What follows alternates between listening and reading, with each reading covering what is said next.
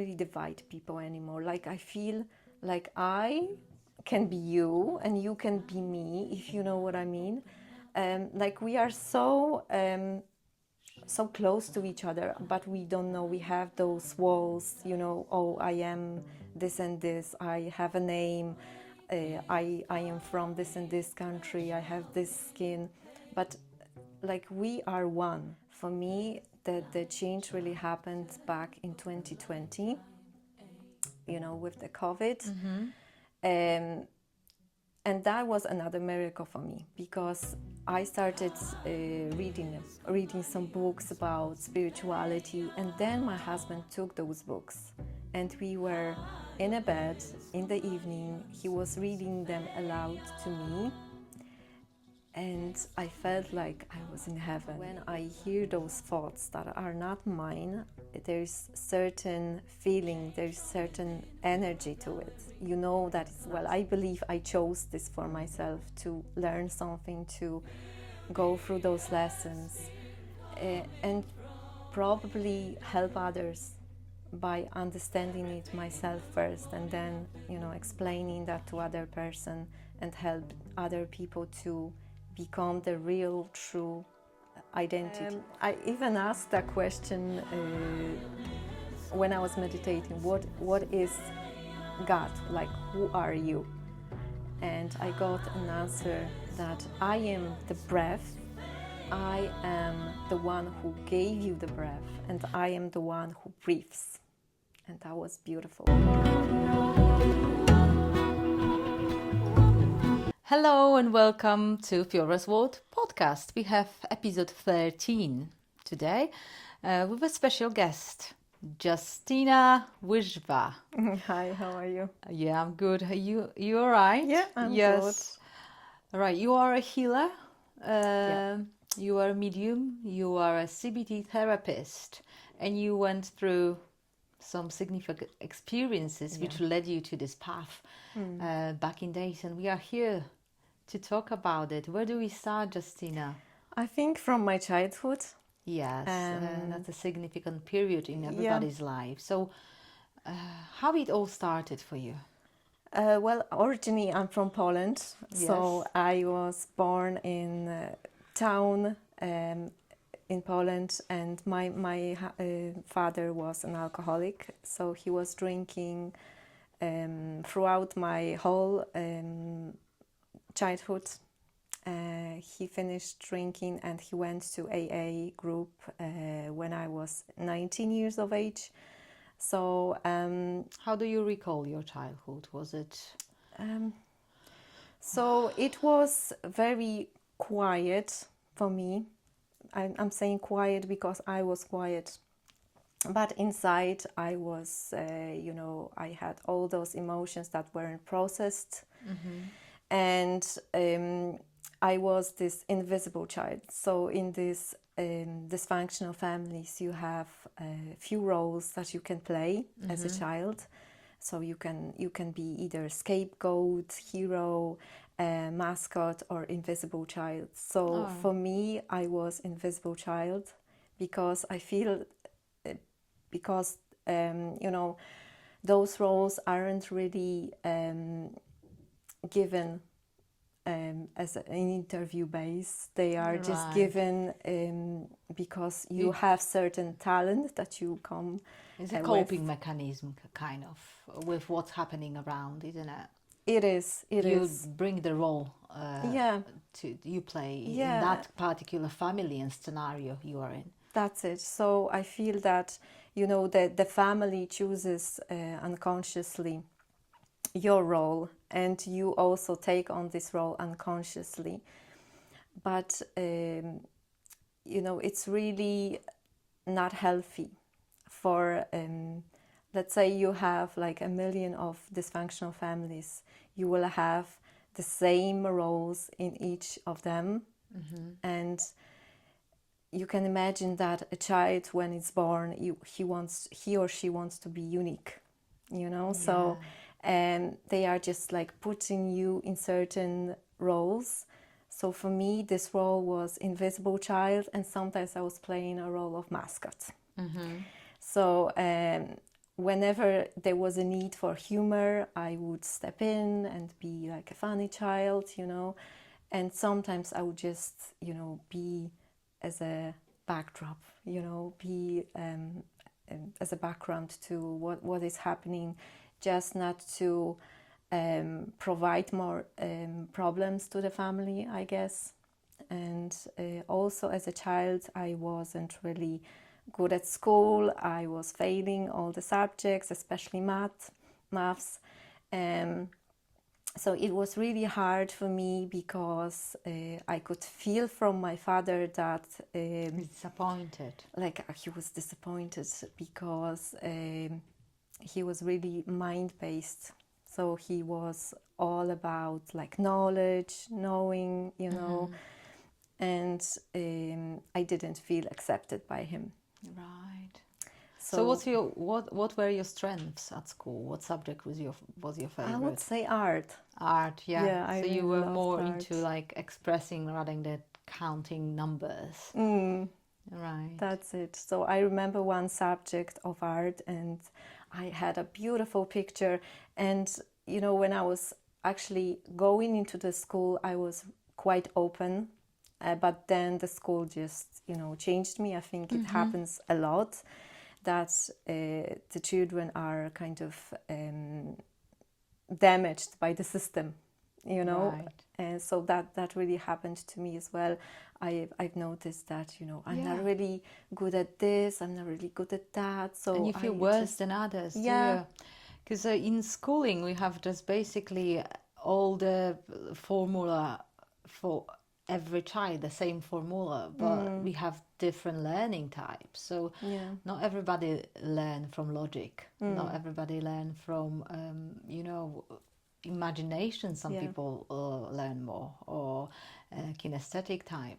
But let's go back to your childhood, because I believe like this is very important topic. How was growing up in dysfunctional family, and how did it affect your later time in life, adulthood? Yeah. So I just noticed, kind of realized what had happened to me when I went to therapy. Yeah. So I went to therapy when I was about 20 years age. Why did you decide to go to therapy? I read a book by Noreen, can't remember, Robin Norwood, yes, Women Who Loved Much. So in that book, there was this sentence, I can remember now, that all the patterns, you know, toxic patterns from the dysfunctional families are brought over to the next generations. Right. And I was like, oh, I can't do it. I have to, like, it has to stop with me. And I didn't do it for myself, but I did it for my kids. Although I did not have any kids back then. I was, you know, I had a boyfriend, but we didn't think of any kids.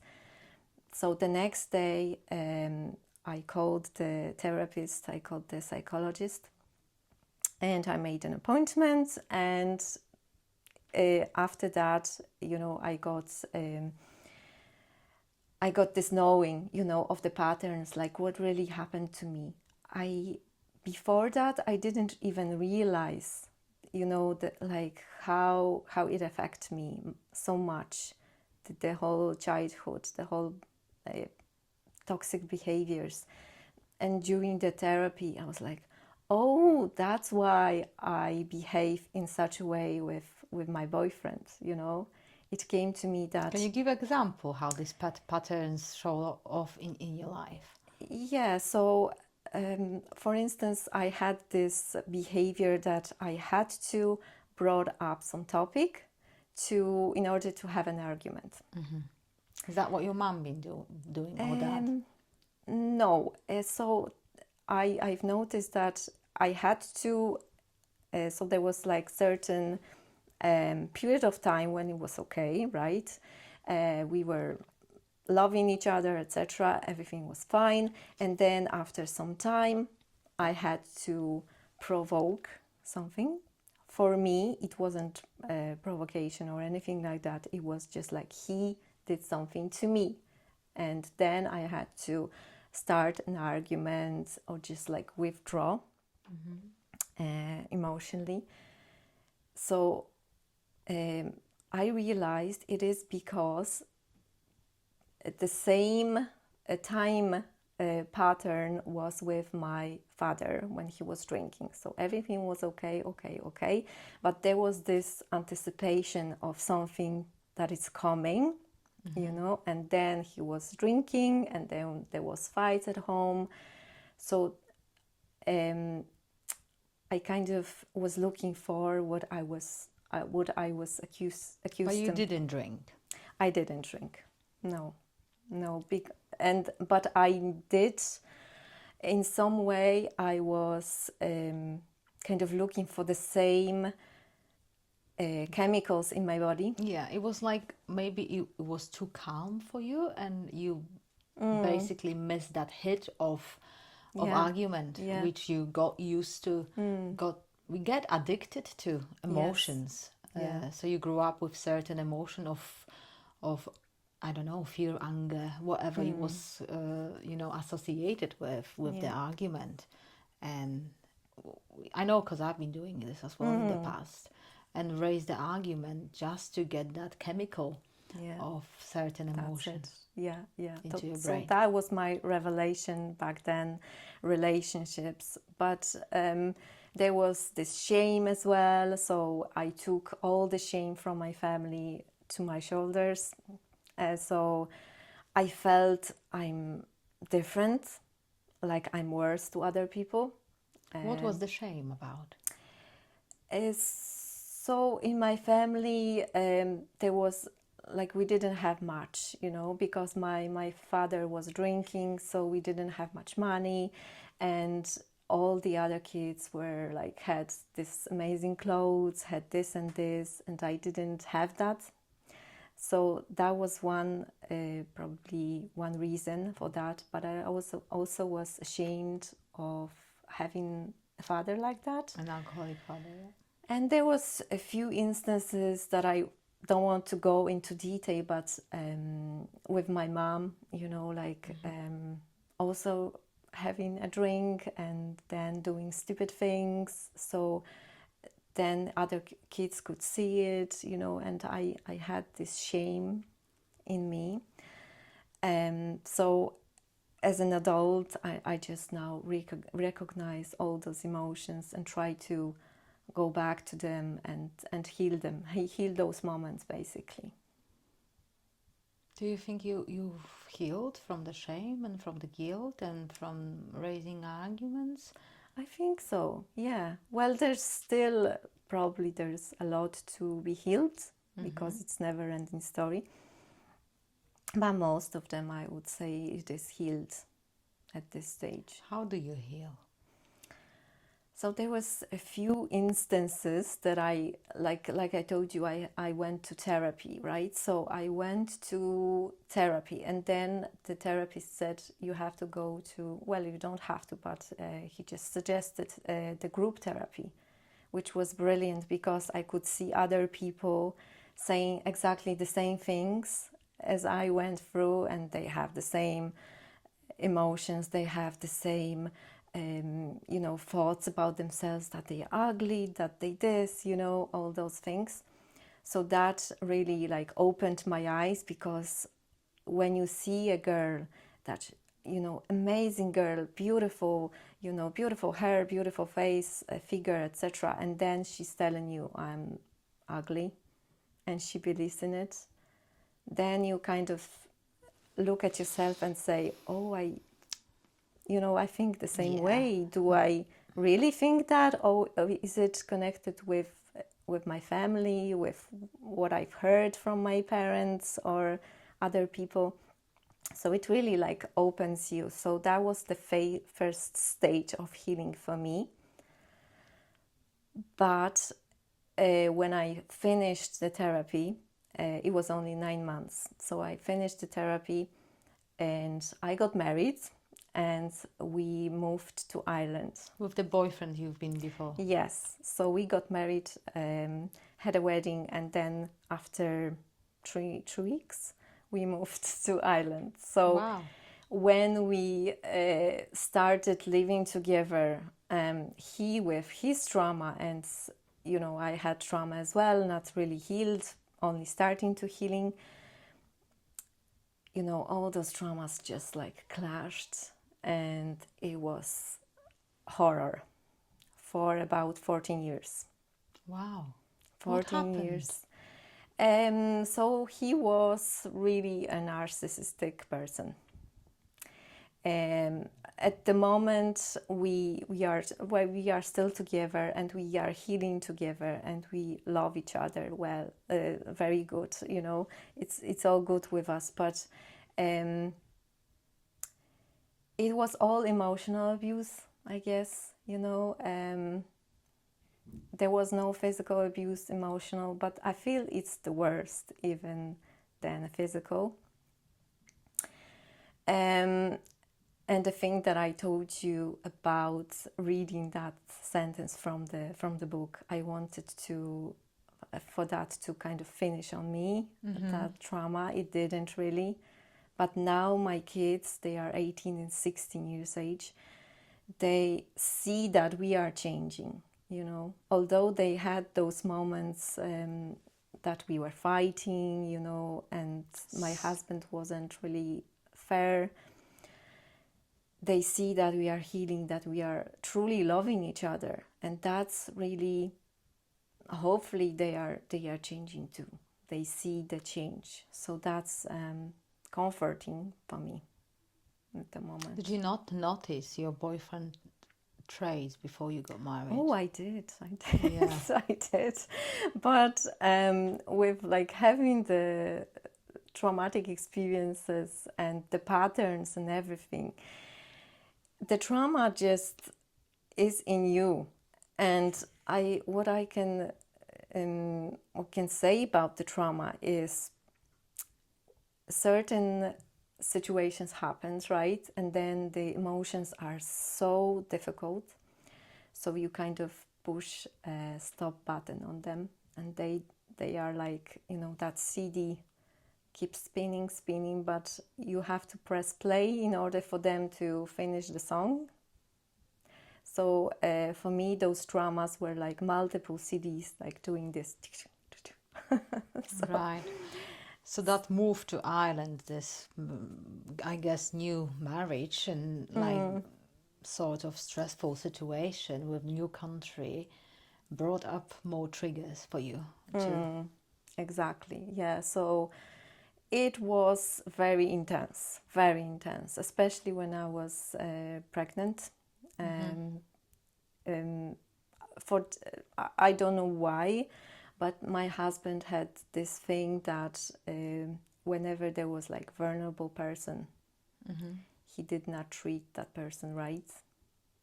So I was vulnerable at the time, and I wasn't treated very nice when I was pregnant. So that was really, really difficult. But that was his child. Yeah. And he can't really forgive himself. It's very hard for him to actually forgive what he did. But he's trying, and I forgave him all of that.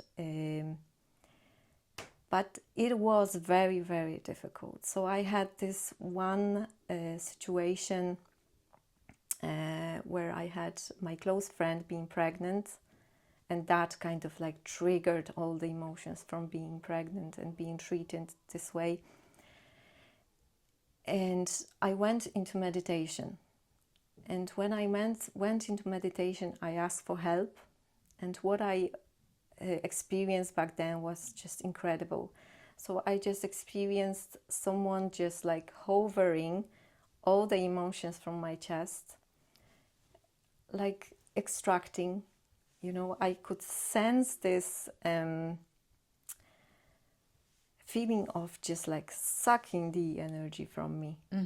It was amazing. So after that, I felt incredibly like peaceful, and everything was beautiful. So I feel that there was this divine strength that kind of helped me to remove it, because it was very, very hard for me to heal that wounds just by revisiting those moments, or going back to those moments, or changing beliefs, etc. It was really, really hard. So I had this help from the other side, let's say, and they were just extracting those emotions. That was It was amazing. During the meditation you've experienced something like that. Yeah. And you asked for help. I asked for help and I got it. Yeah. And what emotions you got rid of? I would say sadness, definitely.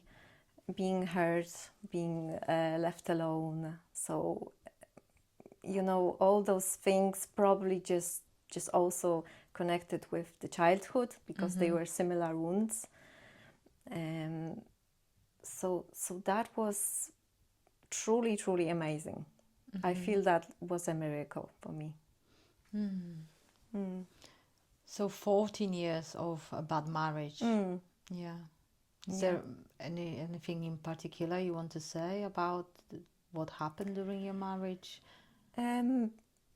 No, I think I've said enough, but what I can say that it would, for everybody that's hearing this, is that when you want to actually save a relationship, you have to work together. So that is the main point. If you feel that the other person doesn't want to change, you have to leave the relationship. For me, the change really happened back in 2020, with the COVID. And that was another miracle for me, because I started reading some books about spirituality, and then my husband took those books, and we were in a bed in the evening. He was reading them aloud to me, and I felt like I was in heaven, totally, like our life totally changed, because we switched off the TV, we just sat together, we talked about what happened between us, and we tried to heal everything. So I think it was like a private therapy, like it was between you two, and you both being the patients and the therapist. Yes, with exactly. the books. Brilliant. Yeah. How did you remember that period? It was amazing. I would say it lasts till this day. So I'm not really into healing him as much, because I did that a lot, and when I recognized that I'm doing this, I kind of stopped. But he is doing healing himself as well, on him, and so you are like a aware couple now. Yes. Of the patterns, of the thoughts, of the things you say, you do to each other. Yeah. So like we have even the things that we do with each other, like certain things. We go to yoga, we meditate together. So in a way, it kind of like, it started with a trauma, but it finished very good for us. It kind of kept us very, very tight now. So we have this history, but we know about this history. We are aware of what happened between us. Yeah. And we don't blame each other, I think. It's forgiven. Forgiven, yeah. That's a beautiful, beautiful story, because I agree with you. Not everybody wants to heal. I've experienced that with my ex-husband.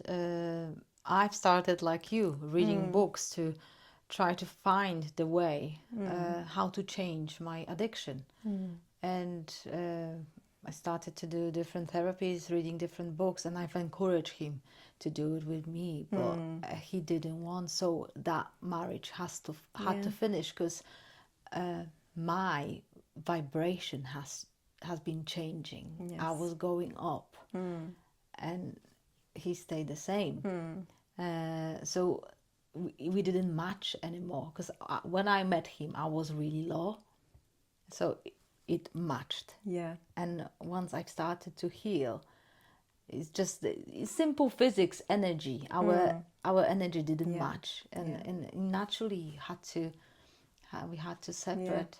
So it's beautiful story that you both have healed at the same time, and I can sort of imagine you sitting in a bedroom reading these books and chatting about situation with a distance, and like with being able to look from above what happened, how did you feel in that situation when I did that, and why I did that, and what the book says about it.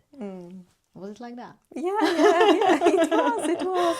So he was my therapist, I was his Beautiful. Yeah, so incredible that was story. really beautiful. Are you still happy? I am, yeah. So the last change that really happened, because we did, discuss, we forgave and everything, but I think it was about half a year ago when I realized I'm still in a cycle in myself. So what I mean by this, I was keep watching him, like the way that you are in a dysfunctional family, and there is this parent that is drinking, so you watch him very closely to see, is he gonna Crack? Is he gonna take, will he be drinking today or maybe tomorrow? You look for the signs. So that's what I was actually doing with my husband. I was watching him. I watched his moods. If he wasn't happy, I tried to correct that. I was being a mascot again, But when I realized that I'm still doing this, and the most important thing was that I realized I am addicted to emotions, certain emotions in that cycle. So I had this period of just like loving him. Oh my gosh, I love you so much. And I gave him a hug and everything. And then I was like pushing myself aside, watching closely. And, again, I had this urge of, just having a fight again. So I was still in that cycle. But when I kind of zoomed and see, oh my gosh, I'm doing actually this, I have this cycle, and I didn't even realize that I'm doing this. But when I saw this cycle, that I have those days when I'm like loving him so much and it was too much, and then nothing happened, and then there was a fight. Were you maybe seeking for some attention? No. I think sorry, it was because addiction. it sounds like, because if the I love you so much doesn't work, then I will fight maybe, then I will get the attention. It was more looking for love, which I didn't give it to myself, really. But I feel it was more of a cycle and looking for these chemicals in my body, these emotions. So when I stopped, and it was so difficult to actually look for the signs, I can't give him a hug now, because it's not healthy. I know it sounds silly, but I kind of had to recognize what I feel in the moment. Do I really need to hug him, or is it connected with my cycle, if you know what I mean? So it was really difficult to go out of it. And for him, he needed that as well. He needed that cycle. He needed to be blamed. He needed to be, he needed that fight too, for some reasons. So like, he had some advantages of that as well. Let's say advantages. Yeah. Who are we really underneath all these roles and masks? Because if you're not masked, if you're not invisible, if you're watching all the cycle, who is the real person underneath that? Well, I believe it's our soul, the soul that came to this world to have some experience. Like probably I believe I chose this for myself, to learn something, to go through those lessons, and probably help others by understanding it myself first, and then explaining that to other person and help other people to become the real true identity of themselves. So when I said that I was in that family as invisible child, I strongly believe that my talents here is being quiet. And I really didn't like being shy, quiet person. I hate that. And if somebody was telling me, "Oh, you're so shy, you're so quiet, tell something about yourself," I was like, "Oh, I don't like this. I need to run away from that situation." So I had this urge of not becoming quiet.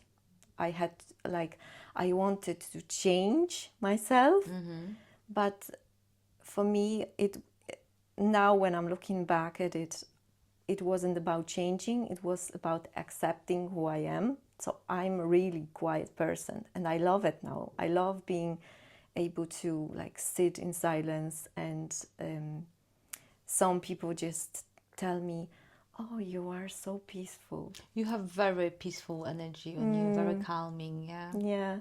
So I had few clients, and they were just saying to me, "I can just sit beside you and that's it."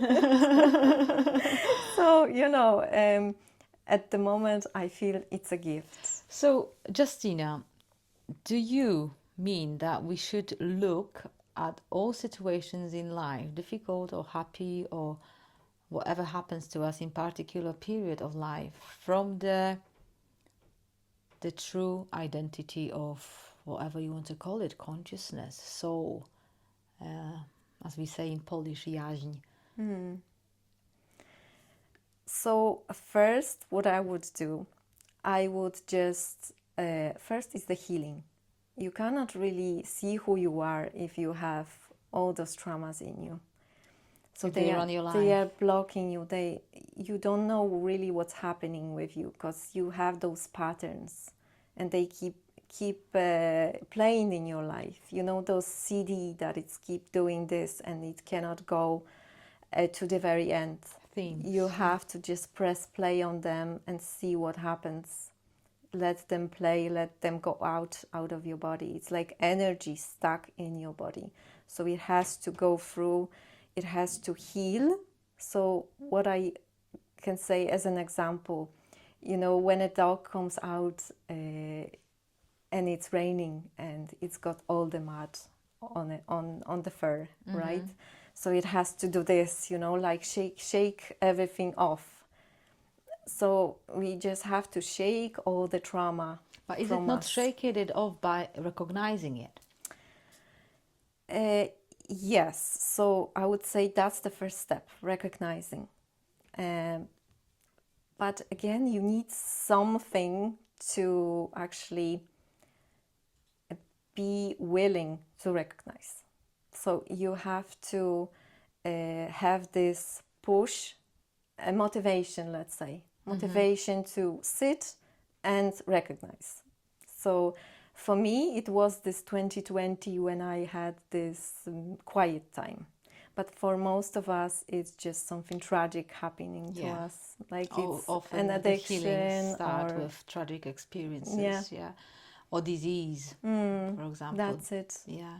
So people on the deathbed want to heal. Exactly.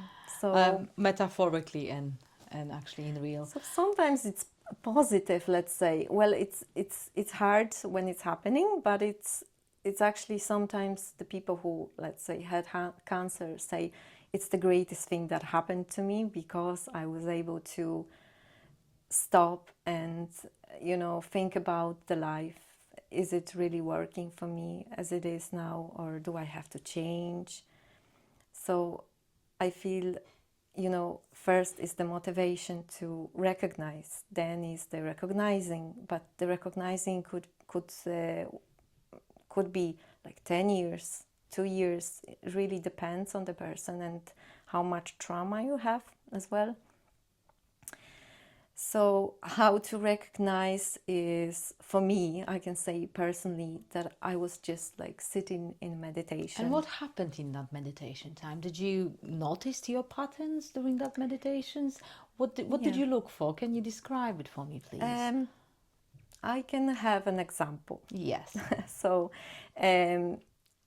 I was looking for certain situations. So when I felt that I have this difficult emotion, but it doesn't really correspond to what's actually happening, at the present, I then went and meditate.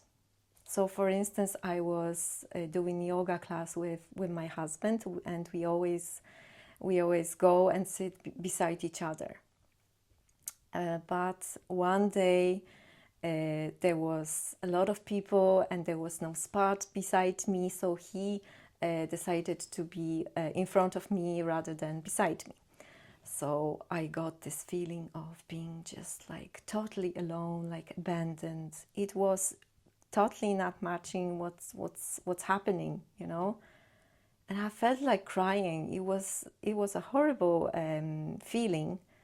So back then I knew it's not really what's going on now, it's something from the past. So when I went back home, I just sat in the meditation and, trying to actually just feel that emotion. And I asked myself, did I feel that emotion in the past? And I did. And sometimes the situations just come to me in the meditation. Mm-hmm. Sometimes you just have to look. The memories. Just the memories, yeah. How, like, was it a similar situation that I went through, that I felt the same? Mm-hmm. So for me, it was multiple scenarios when I was being left out by very close people, they like betrayed me, let's say, and I had to go back to those situations and simply just, being as an adult to this small child and just giving the hugs, saying, I love you, you are safe, you are protected, you are with me. I was just telling her stories of how the adult life will look like, like having a child with you, the same way you would say to child, don't worry, everything's fine, you're safe. So I feel that when you're doing that, you're kind of changing the past in a way. Yes, you do. Yeah. You're switching timelines. It's like you're healing yourself from the past. Yes. MAP works quite similar. The therapy I do with my clients. You go back to the disturbing emotion, to the blockage, and you see, you zoom out and you see yourself experiencing it. But then during the meditation, you are also connected to your superconscious, I guess.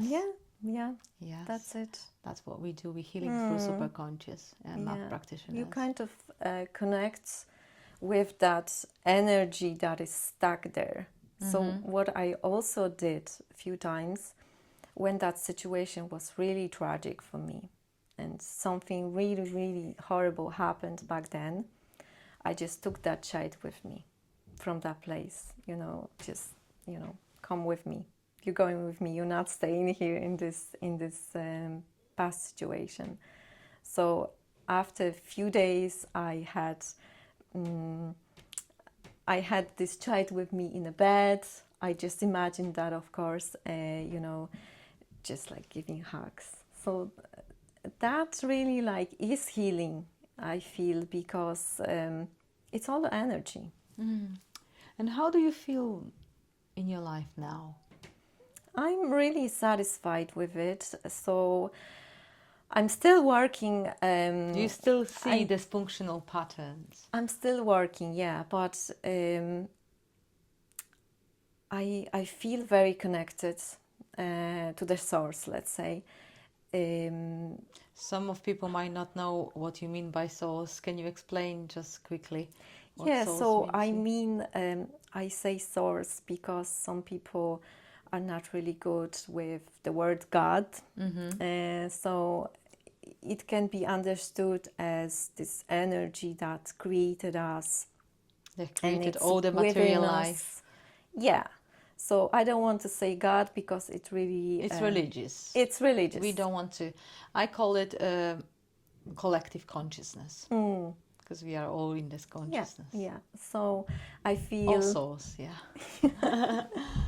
I feel I even asked that question when I was meditating. What is God? Like, who are you? And I got an answer that I am the breath. I am the one who gave you the breath, and I am the one who breathes. And that was beautiful. I really loved it. Sweet. Yes. Beautiful sentence. I'm a breath. I'm the one who gave you breath. And I am the one who breathes.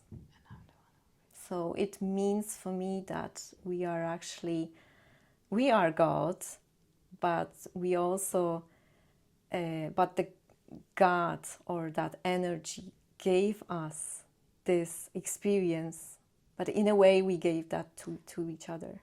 It's really hard to comprehend. So, yeah, basically we are spiritual being having a human experience Yes. in collective consciousness, and we all connected. Yeah. How beautiful is this? It is beautiful. Yeah, it makes you feel like, why are we taking everything so seriously? Why are we creating all these arguments, wars, and it's not that serious. No, it's not. Plus, because I've done hypnosis to my previous lives, and while experiencing me as another person, I realized we are all the same. So I kind of have this like the how to say that, I don't really divide people anymore. Like, I feel like I can be you and you can be me, if you know what I mean. Like, we are so so close to each other, but we don't know we have those walls, you know. Oh, I am this and this, I have a name, I am from this and this country, I have this skin, but like, we are one, you know. Yeah, but you can move the country, your skin can look different in a couple of years. Your name can have different person as well. Like we have very popular name Jan Kowalski in Poland. There is several of them. So who you really are? That's it. Yeah. So I feel the you know, the ego is for a reason. Like, we have to be someone to experience that life in the way it is. But like I said, this energy is in all of us. So in a way we are just one, Right. but having this one energy is having the experience of multiple identities. Right. Are we at any point in a human life, one human life, at any point are we able to heal fully?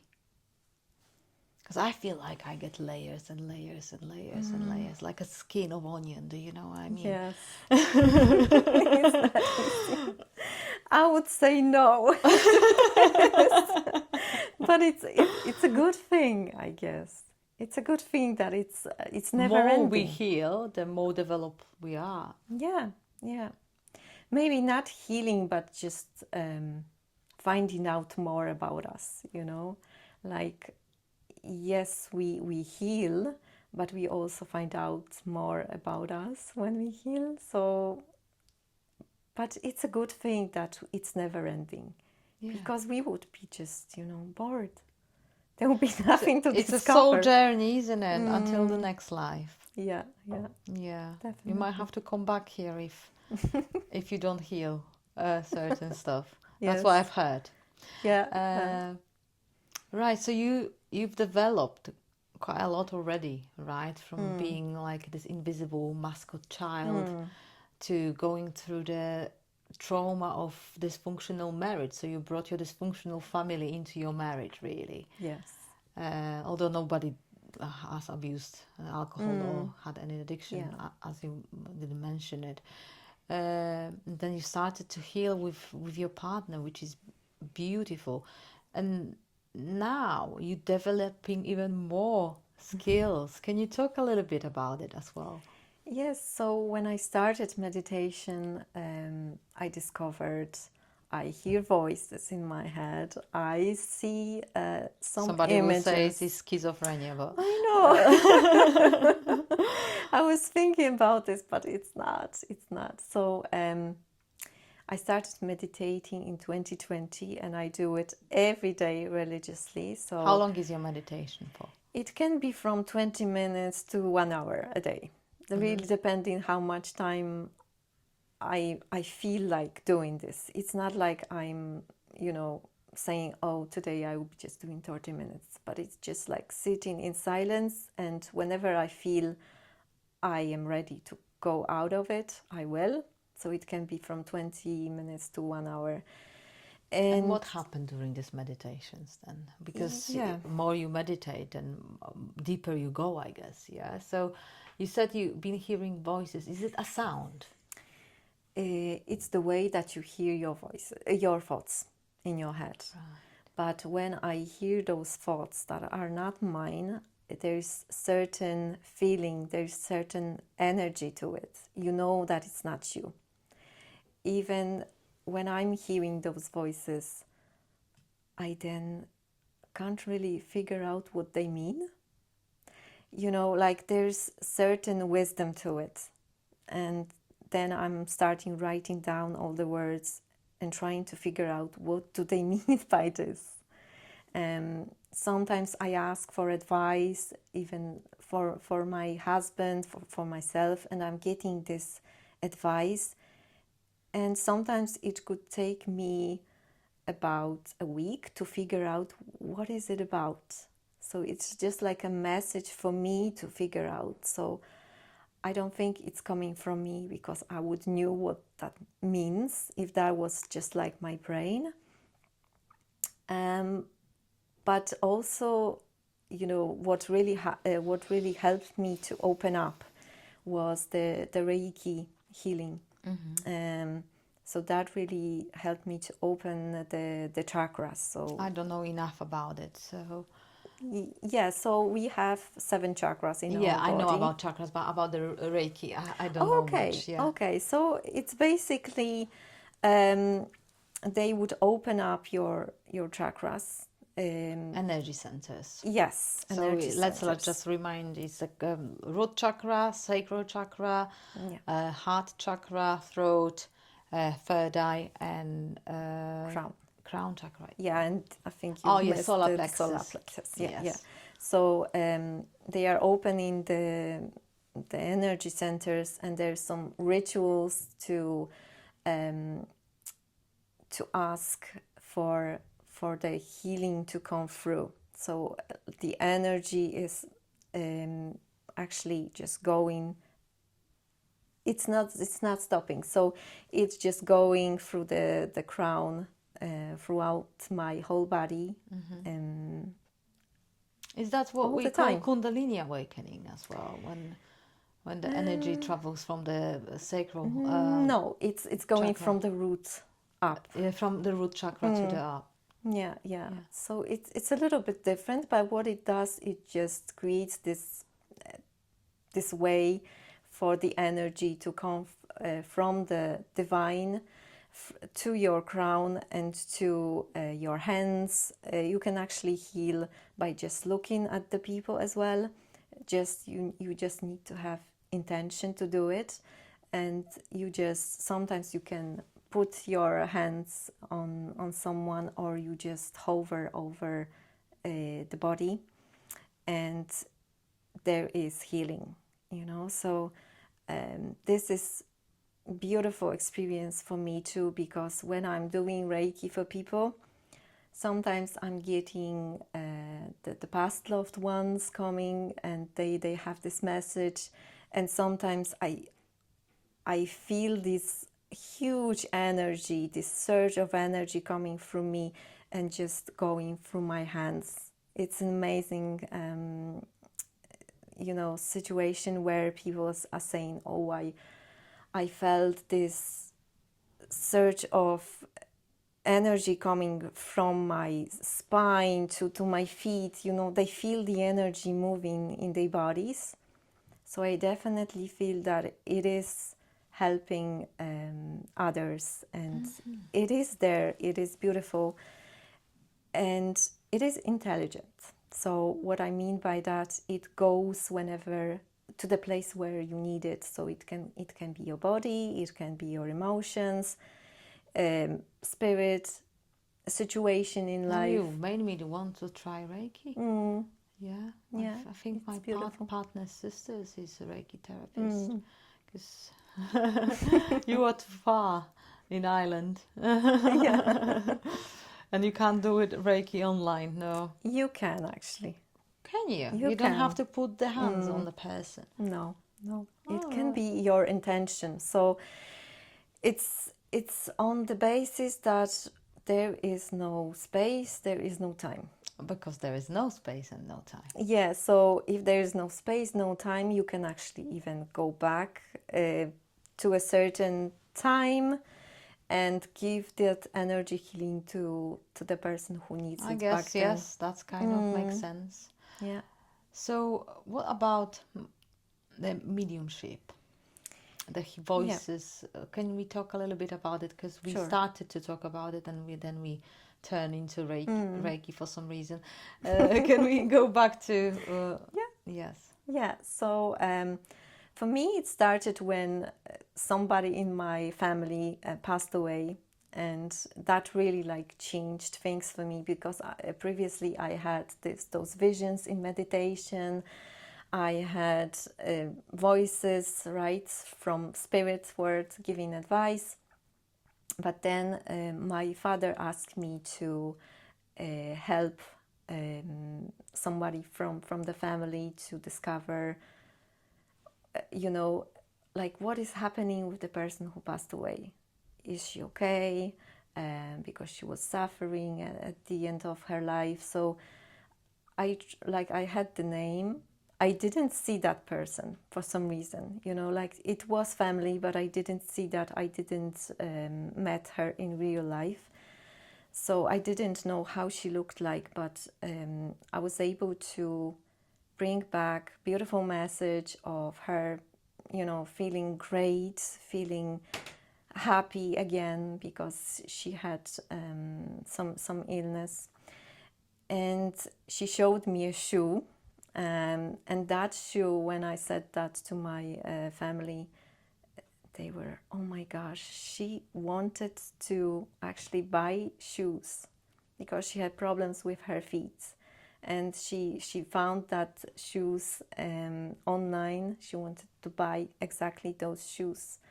So that kind of, I was really, really surprised, because I thought, I don't have a talent, I don't have anything, you know. But then after this case, I started believing in that gift, you know. And I've done a course with Susan Gizman. She's very talented medium. So I've done this course, and after the course I had to practice with other mediums, and that was an amazing experience, because I could see how other people work as well, you know. I got beautiful messages from the other side, from those mediums as well.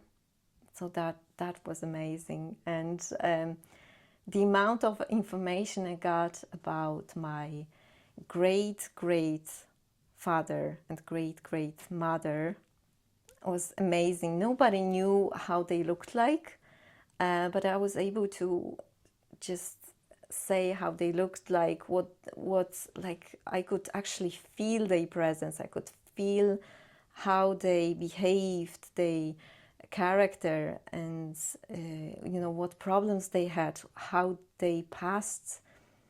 And that was really big question for my great-great-grandfather, because he just went outside one day and he never came back.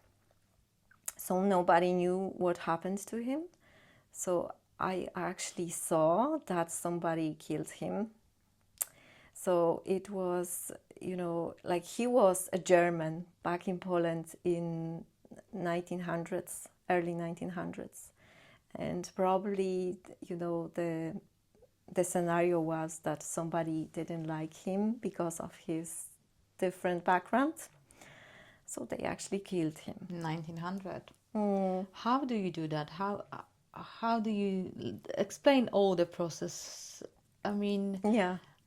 do you sit down in meditation for this? Yes. So when somebody is asking me to connect, simply by, giving me the name of that person, I would ask for that person to come through during the meditation. What I do, I actually, breathe, try to relax, and then I go into that love feeling. Sometimes it is good to actually be humorous, be funny with yourself, and that's really good vibration as well. Love, I think, is the greatest one. But if you go to love and then you kind of say, I surrender my ego, I surrender the human in me, and then I say switch.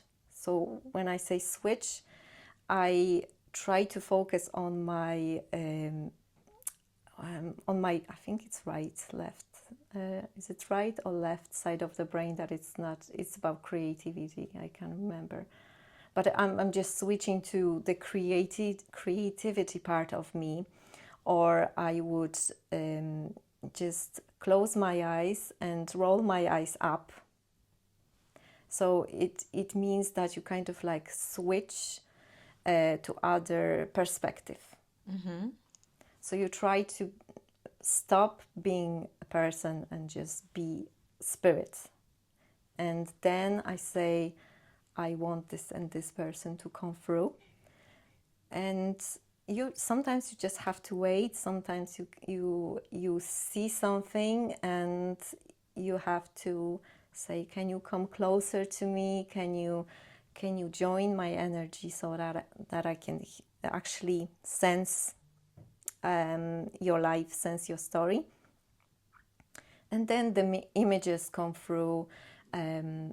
Sometimes I see the face of that person. I see how they were built.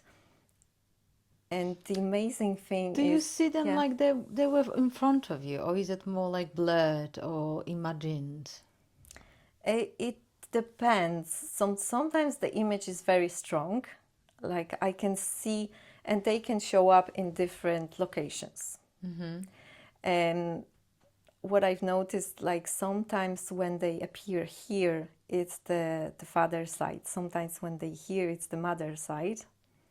But it can change, And what I mean by on this side and this side is just like when you close your eyes and you imagine something, sometimes the images are on sides. Sometimes I hear, sometimes are there.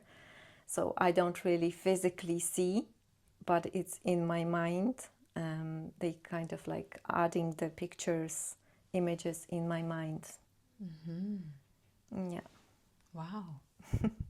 And sometimes I hear them. I hear how they spoke, the kind of tone, or if they were angry, if they were very quietly speaking. I You could get the sense of the hear. person. Yes, yeah, Oh. yeah. So that's amazing And as well. when did that started for you? Started about 2 years ago now.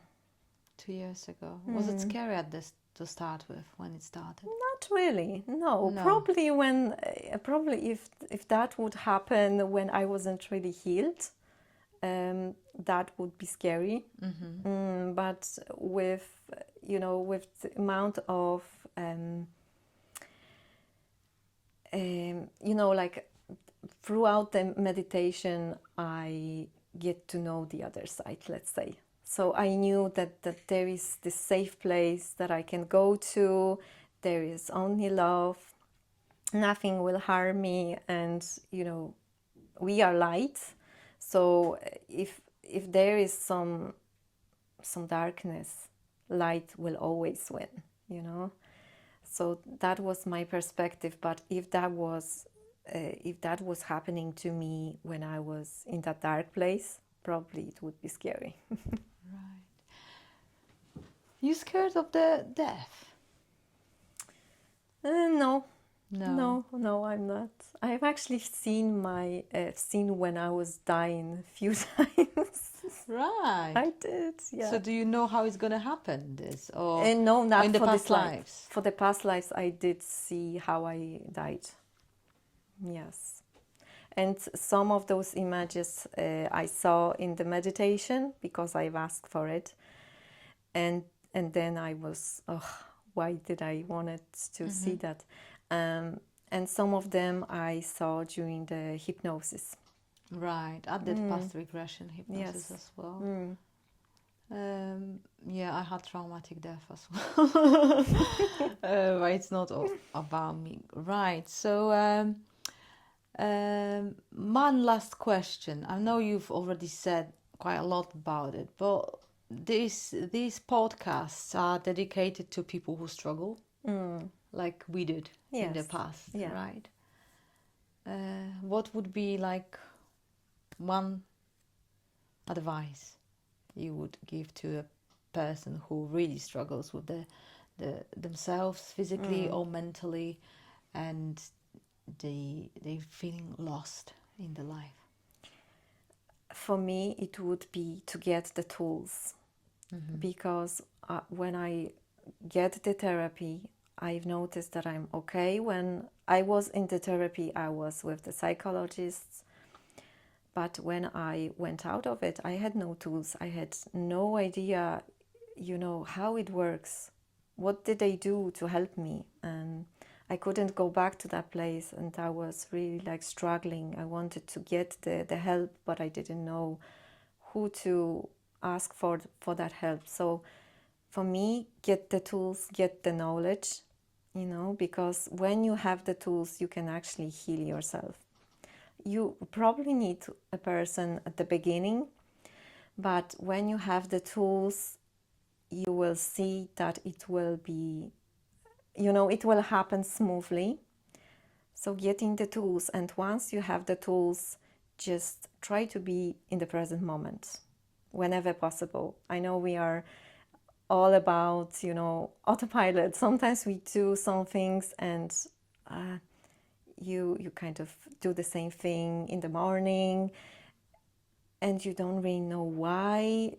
Sometimes you just recognize, oh, okay, I was here, but I went to the kitchen. Why I went to the kitchen, I can't remember. So it's just like our body is... It's automatic. Yeah, That's it's automatic. from our subconscious software running. Yeah. Yeah, brilliant. I really enjoyed that interview. Thank you. Did you? I did, yeah. Thank you so much. Did you say everything you wanted? Covered everything more or less? I think so, yeah. Yeah. The main points, yeah. Well, thank you so much for coming. Thank you. I wish you all the best and even more development into your special skills. Yeah. Thanks so much. Thank you so much for watching. That was episode 13 of Fioras World Podcast. We had Justyna Lyzwa from Ireland. I really enjoyed it. Did you? If you did, please like, subscribe and share this with someone who might need it right now. Thanks. Thank you.